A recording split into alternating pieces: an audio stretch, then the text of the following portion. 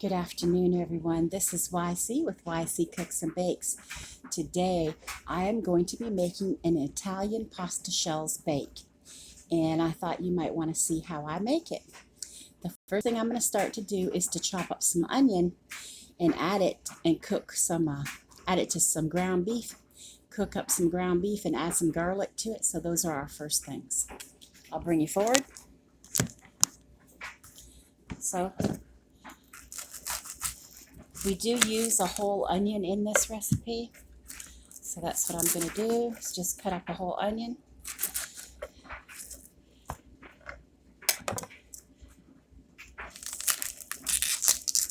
Get the skin off here.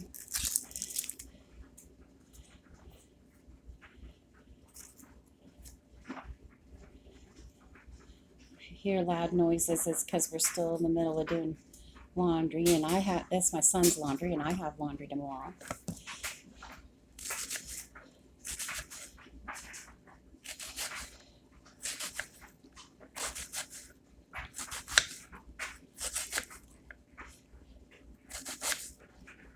And I know I do it different than everybody. Sorry, this is just how I do it. It doesn't help that I think these are not as fresh as they could be. Okay, I'm going to get this done, and then I'll cut this one up too. Okay, we're at the stove, and I'm just heating up a tiny bit of oil so that I can cook my onion.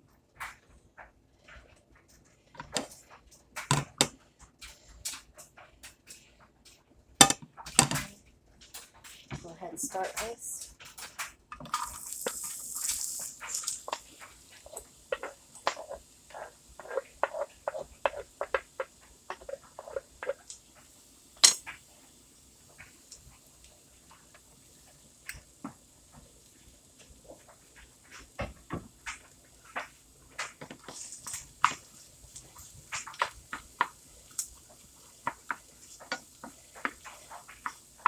Right now I'm just sauteing the onion.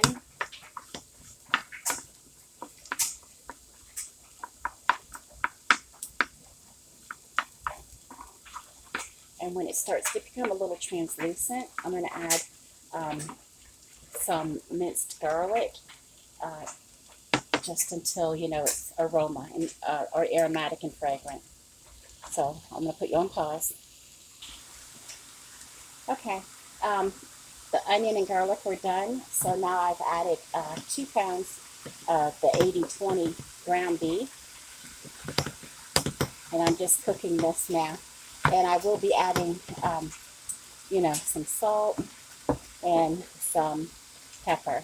And I have my bigger pot of clean drinking water with salt in it to cook some pasta, and we'll be cooking 3 cups of these medium shells. So I will go ahead and keep on browning this meat. Okay, after I drain the meat, I am going to be adding 1 teaspoon of Italian seasoning, just so you know. Okay, after I drain the meat and add the teaspoon of Italian seasoning, I am going to be adding 1 jar of 24 ounces of pasta sauce and 1 can of diced tomatoes. And I'm using the store brand name to do this on the cheap. And I'll be back. Okay, I'm mixing everything in a bowl now that I've got the ground beef drained, and I've already put the sauce in it and the diced tomatoes and the Italian seasoning.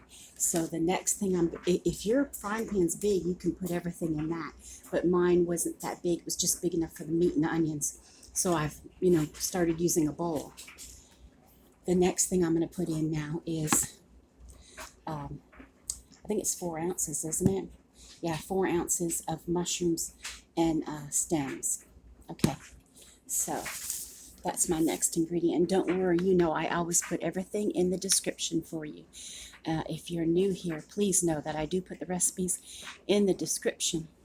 So it would be wonderful for you to comment, like, and subscribe so that you can get all of my recipes at your fingertips. And everyone, don't forget to give that thumbs up. I noticed I'll get like 100 and something views sometimes and like 13 thumbs up. I mean, what's the hard thing about it? It doesn't cost anything. When I go see your video, I always give a thumbs up. Okay, let me stir in these mushrooms. Okay, I'm back. After you add the mushrooms to your beef and tomato mixture, you want to make sure your pasta, your shells are cooked very well.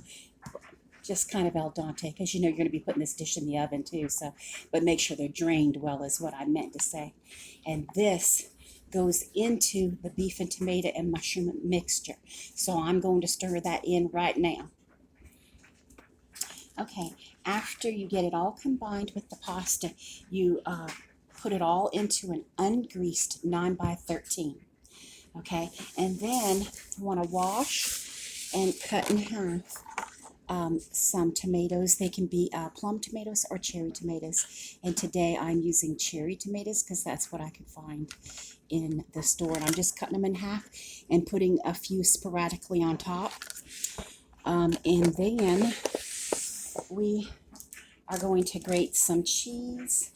I'm using Mozzarella and Monterey. This is the mozzarella, and this is the Monterey, but you can use, you know, provolone if that's what you have on hand. And let me see how much it's going to be. I can't remember.